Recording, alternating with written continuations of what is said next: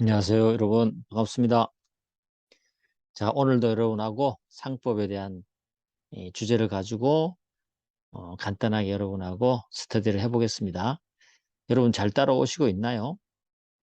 다른 과목 하시면서 상법은 야곱야곱 조금씩 조금씩 여러분이 가랑비에 옷 젖듯이 그죠? 해나가시면 좋겠습니다. 조금이나마 여러분이 도움이 되면 좋겠는데 하여튼 꾸준히 가는 게 굉장히 중요합니다. 꾸준히 가는 게 중요하고 계속해서 따라오시면 좋을 것 같아요. 특히 선택 과목 같은 경우는 여러분들이 별도로 시간 내서 공부하기가 참 만만치가 않을 겁니다. 특히 뭐 로스쿨 다닐 때 학교에서도 선택 과목은 그렇게 학교에서 신경 써주지도 않잖아요. 그죠? 그런데 지금이라도 이렇게 조금씩 하셔야 될 것 같습니다. 자, 오늘은 어떤 주제를 할 거냐면 이제 상행위 중에서 통칙의 상행위 특칙 했고요. 이제 상사 매매의 특칙, 예, 계약 특칙, 그 다음에 세 가지 있잖아요. 특수 계약 특칙 있는데, 매매 특칙은 지난번에 문제 나와서 한번 해봤고요. 오늘은 계약의 특칙을 한번 해보겠습니다. 민법의 채권은 계약이잖아요. 그죠? 계약인데, 그 계약에서 상법의 특유한 내용들이 존재합니다. 그것이 바로 민법의 계약에 대해서 특칙이라 할 수 있는 것이죠. 그걸 한번 개관을 해보면 이런 겁니다. 스타커피라는 상인이 있고요. 그리고 원두커피 공장 혹은 법무사, 상대방은 상인이어도 되고 비상인이어도 상관없어요. 우리 앞쪽에서 상사 매매 특칙에서는 양쪽 다 상인이 했잖아요. 그죠? 근데 여기는 상인, 비상인 관계없어요. 한쪽만, 일방만 상인이어도 상관이 없는 거죠. 그래서 그게 하나의 포인트도 될 수 있습니다. 계약인데, 첫 번째 특수 계약으로서 이제 만약 계약이 있다. 계약을 하거나 아니면은 뭐 상호 계산 계약을 하거나 등등의 계약을 한다는 거죠. 이걸 계약의 특징인데, 어떤 사례를 또 하나 추가하기 위해서 여기에 투자자를 상정해 봤습니다. 투자자를 상정해 봤습니다. 그래서 정의 만약 상인이고 비상인은 상관없죠. 이랬을 때 이렇게 계약을 합니다. 어떤 계약을 하냐면 익명조합 계약을 하거나 합자조합 계약을 할 수 있죠. 그렇죠?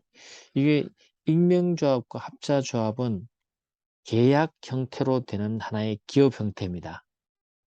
물론 법인은 아니고요. 알겠죠? 법인은 아니고 익명조합 혹은 합자조합은 기업 형태이면서 민법에 대한 계약 특칙이 되는 것입니다. 아시겠죠? 여러분 그렇게 해서 여기는 두 가지 주제가 있다. 하나는 어, 민법에 대한 계약 특칙으로서 의미가 갖고 있고 하나는 우리 전체 틀 속에서 상인이다. 상인이다. 알겠죠? 하나의 기업 형태가 될 수 있다는 거. 이걸 여러분이 알아두시면 좋겠습니다. 자, 그럼 이렇게 계약에 대한 특징은 어떤 것들이 있나 보면 이런 것들 있죠. 세 가지가 쟁점이 되는 건데 상호 계산 계약이 있어요. 상호 계산 계약. 요거는 민법의 상계에 대한 하나의 특징으로 볼 수 있습니다. 상호 계산 계약을 통해서 통합적으로 퉁치는 하나의 상계 역할을 하는 이 계산 계약이 있고요. 그리고 기업 형태로서 익명조합, 합자조합인데 이게 계약 형태로 알겠죠? 계약 형태로 기업이 만들어지는 것을 말할 수 있습니다. 그래서 이런 걸 공부를 해봐야 되는데 뭐 상호계산도 나오고요. 익명조합, 합자조합도 조문과 함께 선택형으로 늘 등장하게 되어 있습니다. 특히 상법 총칙에서는요. 상행위로서 가보겠습니다. 그럼 하나씩 하나씩. 자, 이제 17번 문제인데 이 변시 6회 2017년에 기출된 문제입니다. 2017년에 민법상 상계와 상법상 상호 계산에 관한 설명 중 옳지 않은 것. 민법에는 상계가 있죠. 이거는 상계는 민법에는 채무자의 단독행위입니다. 일방적 의사표시를 할 수 있는 거죠. 단독행위죠. 근데 이 상법의 상호 계산은 아까도 말씀드렸듯이 뭐예요? 합의, 계약입니다. 계약. 알겠죠? 계약으로 퉁치는 관계. 민법상 상계는 단독행위로서 퉁치는 관계. 요걸 여러분이 생각하시면 돼요. 민법 차이점. 그래서 민법상 상계도 알고 있느냐? 그와 거기에 대한 특칙으로서 계약 형태인 상호 계산도 알고 있느냐? 이걸 물어보는 거죠. 이해되시죠? 그럼 우리가 여기서 상호 계산을 먼저 한번 검토를 해보겠습니다. 스타커피가 있고 원두 도매상이 있고 혹은 변호사도 상관없다 그랬죠? 상인 비상인 관계없으니까 이런 상태에서 상호 계산 계약을 하게 됩니다. 우리 스타커피와 변호사, 스타커피와 원두 도매상이 서로 원두를 사서 스타커피는 가기도 하고 그 다음에 원두 도매상 직원들이 커피를 먹을 수도 있고 또 변호사는 스타커피에 대한 법률 자문을 하게 되고 변호사 직원들이나 변호사가 스타커피를 많이 먹겠죠. 매번 서로 계산하지 말고 우리가 일정 기간 모아서 한꺼번에 퉁치자 하는 그런 계약을 하는 거죠. 이게 바로 상호 계산 계약이에요. 사무의 편리를 위해서 그렇게 하는 것이죠. 그랬을 때 예를 들면 간단하게만 몇 개만 적어주면 커피 배달을 했다. 10만 원어치. 그리고 커피 원두를 30만 원치 보냈다. 그리고 여기에서 별도로 이 30만 원에 대한 약정이자를 붙일 수 있느냐? 붙일 수 있습니다. 이런 경우도 있을 것이고 커피 배달 15만 원 했다. 그리고 어물 이렇게 100만 원을 할인해서 70만 원을 배서 양도했다. 이렇게 했을 때 여기서 이제 쟁점되는 건 제가 하나씩 넣어 봤는데 뭐냐면 이 상호 계산 내용 속에서 채권 채무 관계에서 약정이자를 붙일 수 있나 하나 물어봤고요. 그리고 오음도 과연 이게 상호 계산 계약에 포섭시킬 수 있냐가 문제인데 사실 오음 자체는 원래는 증권은 포함시키지 않습니다. 유가증권. 그런데 이거는 지금 그런 개념이 아니고 어음 자체를 물건처럼 사게 된 물건처럼 서로가 거래하게 된 걸로 보시면 돼요. 좀 이따 설명을 해드릴 건데 이런 경우. 그래서 일단 이렇게 서로 왔다 갔다 한다는 전제하에서 일정 기간 동안에 우리 종료하자. 뭐 6개월이면 6개월, 5개월이면 5개월, 1년이면 1년 알겠죠? 그 기간 동안 우리 통합해서 서로 줄 것 받을 것 있는 거를 어, 훔치자 이런 거죠. 이걸 우리가 상호 계산 기간이라고 합니다. 이게 종료되면 서로가 계산을 해야 되겠죠. 지금 주어진 것만 가지고 한번 계산을 해보게 되면 스타커피가 원두 도매상에게 요구할 수 있는 거는 얼마냐면 25만 원. 근데 원두 도매상이 커피점에 요구할 수 있는 것이 100만 원이라는 거죠. 알겠죠? 100만 원. 여기 30만 원, 여기 70만 원 해서 100만 원이라는 거죠. 이 100만 원을 가지고 25만 원과 100만 원을 서로 퉁치는 거죠. 서로 줬다가 받았다 하지 말고 퉁치게 되면 100만 원에서 25만 원을 빼게 되겠죠. 그죠? 그렇게 되면 75만 원이 남겠죠. 그죠? 이게 75만 원이 확정됩니다. 잔액이 확정되면 이때부터는 뭐가 붙냐면 법정이자가 발생하게 되는 거죠. 그러니까 여기 약정이자도 있고 법정이자도 있고 이중이자가 발생할 수 있다. 이 말은 맞는 말인 거죠. 그렇죠? 네, 그렇게 됩니다. 이게 이제 우리가 상호계산 계약인데 여기에서 만약에 스타커피 채권자 을이 있었다면 이 을이 만약에 이 커피 배달 채권 15만 원을 집행해서 압류하고 집행해서 가지고 갈 수 있냐가 또 쟁점이 될 수 있어요. 왜냐하면 상호계산 계약은 이 둘 사이에는요. 이 중간에 끼었던 이 채권 채무를 중간에 이렇게 빼낼 수가 없어요. 상호계산 불가분의 원칙을 하거든요.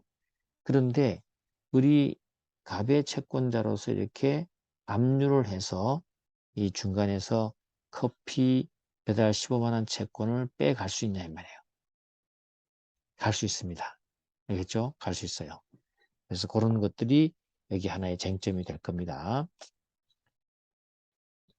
자, 가보겠습니다. 그러면 기억번 한번 보시면 상계와 달리 상호계산은 반드시 상인 간의 상시 거래 관계 있어야 하고 대상이 될 수 있는 채권과 채무는 원칙적으로 거래로 인한 금전 채권이 된다.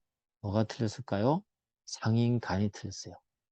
상인간은 쌍방적 상인을 요구하는 것인데 필요한 곳은 딱 정해져 있다 그랬죠. 우리가 하나 배운 것 중에 뭐가 있었죠? 매도인의 담보 책임 특징, 그죠? 어, 매매, 그죠? 매매에 대한 특징이 있었죠? 거기에서는 상인간입니다. 상인간.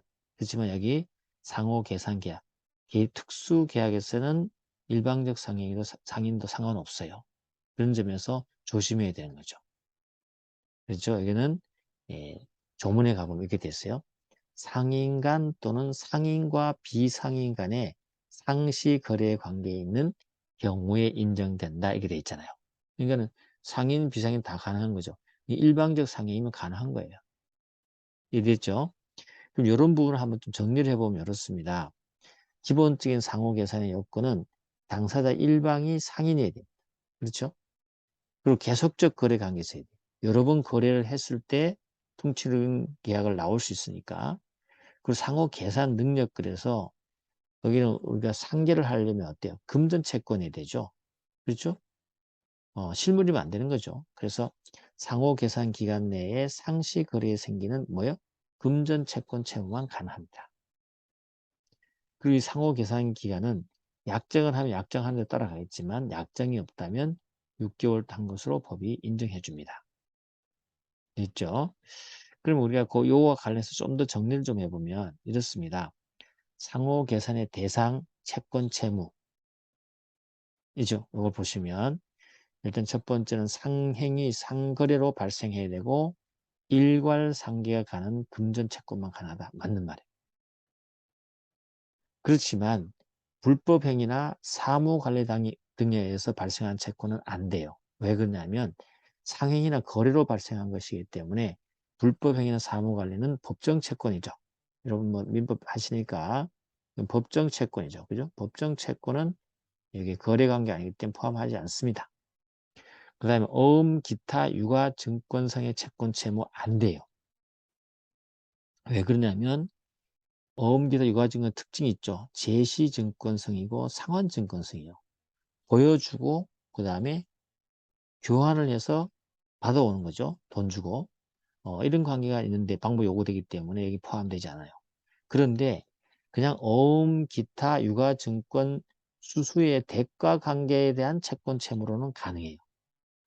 유가증권 수수의 대가 관계상 채권 채무. 그럼 이게 뭘 말하느냐 이거죠.